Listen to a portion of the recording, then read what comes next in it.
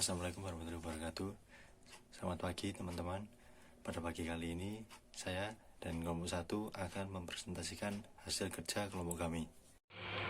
Pengertian dari integrasi nasional yaitu merupakan proses mempersatukan bagian-bagian, unsur-unsur atau elemen yang terpisah dari masyarakat menjadi kesatuan yang bulat sehingga menjadi satu nation atau bangsa. Nah, integrasi nasional ini meliputi ada 3 bidang. Yang pertama, integrasi dalam bidang politik. Integrasi dalam bidang politik ini terbagi menjadi 2, yaitu dimensi vertikal yang menyangkut hubungan elit dan massa guna menjembatani perbedaan dalam rangka pengembangan proses politik yang partisipatif. Yang selanjutnya dimensi horizontal yang menyangkut hubungan yang berkaitan dengan masalah teritorial antar daerah, antar suku, umat beragama, dan golongan masyarakat Indonesia. Yang kedua ada integrasi di bidang ekonomi.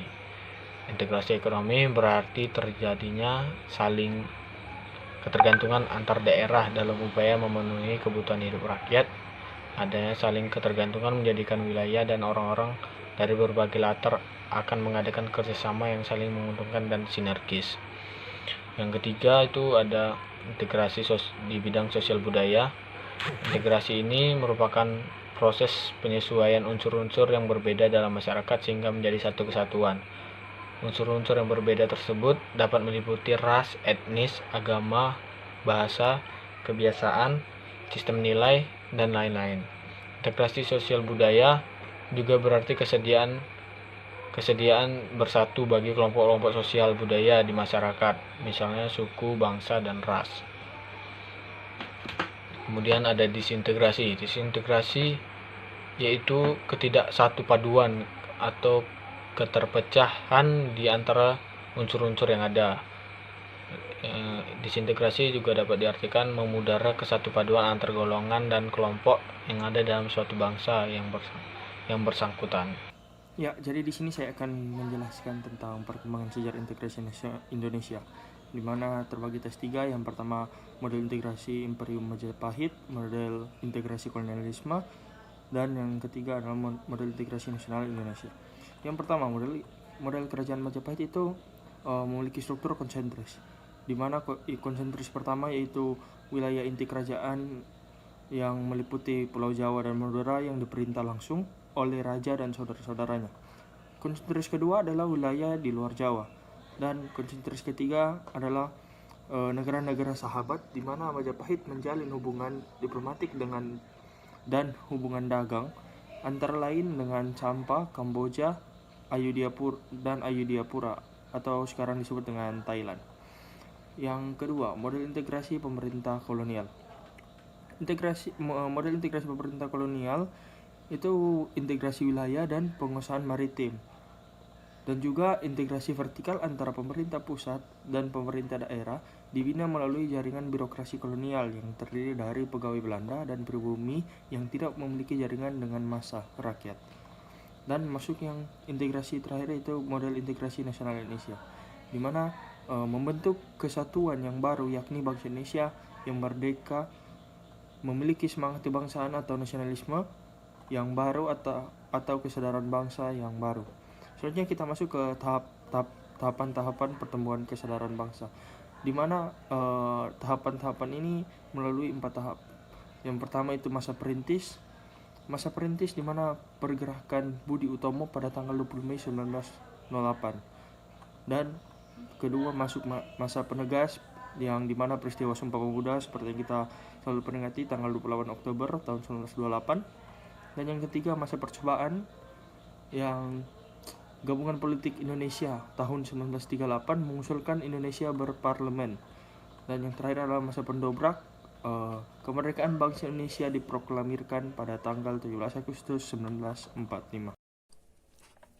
Budaya Cara di Madura adalah budaya di mana orang berduel satu lawan satu hingga titik darah penghabisan.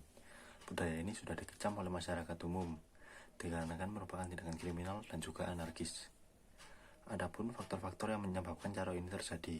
Yang pertama adalah orang Madura yang sangat emosional dan keras kepala. Orang Madura sangat mudah tersinggung Dan apabila harga diri mereka diinjak-injak, tak segan-segan mereka akan mengajak caruk lawannya tanpa pandang bulu. Faktor kedua, adanya warisan dari keluarga. Yang dimaksud di sini adalah warisan dendam terhadap musuhnya.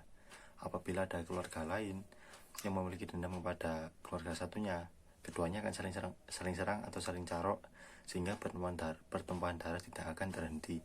Dan apabila ada menegur atau menasihati kedua keluarga ini, mereka akan dianggap ikut campur dan bisa menyebabkan petaka yang lain. Faktor ketiga adalah eksisnya budaya carok itu sendiri. Ada pepatah di sekitar Madura yang mengatakan bukan orang Madura bila tidak berani carok. Lalu jenis disintegrasi ini adalah jenis disintegrasi sosial budaya, dikarenakan ini melekat kepada sosial dan budaya pada orang Madura. Strategi untuk mencegah disintegrasi ini adalah perlunya aparat penegak hukum untuk memberikan sosialisasi terhadap orang Madura bahwa carok itu merupakan tindakan kriminal yang dapat menghilangkan nyawa orang lain, dan itu apabila di Undang-Undang Dasar Negara Republik Indonesia itu bisa dijadikan hukum pidana dan dapat dijatuhi penjara. Selanjutnya adalah primordialisme. Primordialisme merupakan suatu sikap atau sebuah pandangan yang memegang teguh hal-hal yang sudah tertanamkan sejak dini mengenai tradisi, adat istiadat, suku, ras, agama, kepercayaan, maupun daerah kelahiran. Sikap primordialisme ini masih ada dalam kehidupan masyarakat Indonesia, yang notabene adalah masyarakat multikultural. Dalam hal ini, individu maupun kelompok cenderung mengagungkan kelompoknya dibanding dengan kelompok lainnya. Salah satu contoh kasus primordialisme ini terjadi pada masyarakat Madura. Masyarakat Madura dikenal sebagai masyarakat yang memegang teguh rasa kekeluargaan dan budaya antar masyarakat. Primordialisme ini ada pada budaya carok.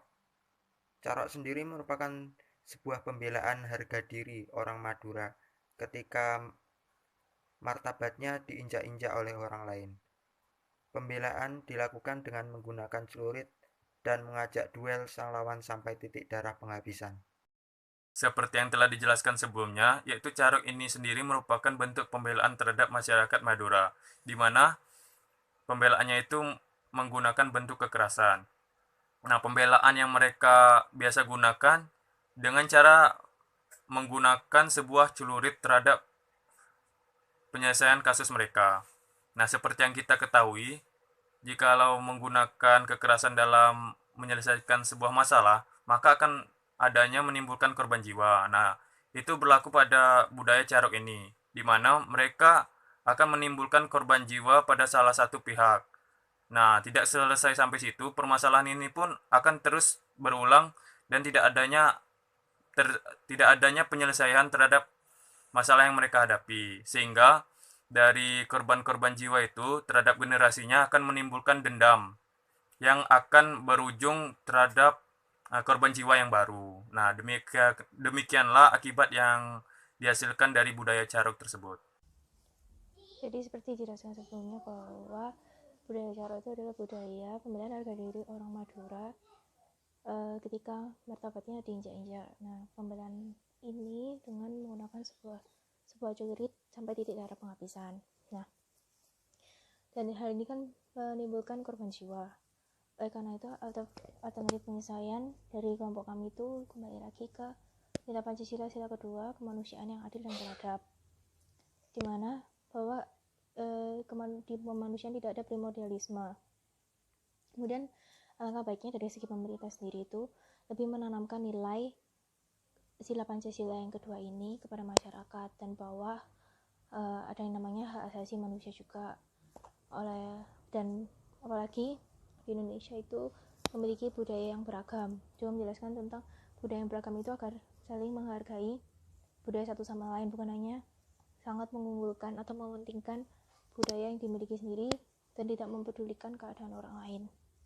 Dan alangkah baiknya juga dari masyarakat untuk lebih open mind dan menerima pemahaman yang disampaikan oleh pemerintah, dan juga lebih mengenal bahwa dunia sekarang tuh terus bergerak maju dan sudah bukan seperti dulu. Jadi harus apalagi manusia juga adalah makhluk sosial, dimana tidak bisa hidup sendiri dengan sukunya sendiri atau dengan rasnya sendiri, apalagi Indonesia yang memiliki beragam itu. Jadi masyarakat juga harus lebih terbuka dan mengikuti pemahaman dari pemerintah itu. Karena seperti lalu untuk pelestariannya sendiri, bukan berarti budaya tersebut tidak boleh dilestarikan, bukan, tapi lebih memperhatikan historisnya, bagaimana melestarikan dengan baik dan benar. Seperti historisnya Carok itu adalah suatu tindakan pembelaan dari kekuasaan Belanda, bukan digunakan untuk tindak kekerasan atau melakukan tindak kriminal yang mengatasnamakan atas budaya atau tradisi dari suatu suku. Padahal itu hanya untuk tindak kekerasan, seperti sudah disebutkan sebelumnya di kasus itu, bahwa misalnya ada masalah sepele tapi ditindaklanjuti dengan budaya Carok ini, padahal sebenarnya kan bisa dibicarakan dengan baik-baik tanpa menggunakan fisik. Jadi sehingga hal ini bisa menyebabkan pemahaman masyarakat lain terhadap budaya ini menjadi negatif, padahal sebenarnya dari sisi historisnya tidak negatif. Itu adalah alternatif penyelesaian yang bisa dipikirkan dari kelompok kami. Sekian juga presentasi dari kelompok kami. Mohon maaf jika ada salah kata sebelumnya. Sekian dan terima kasih.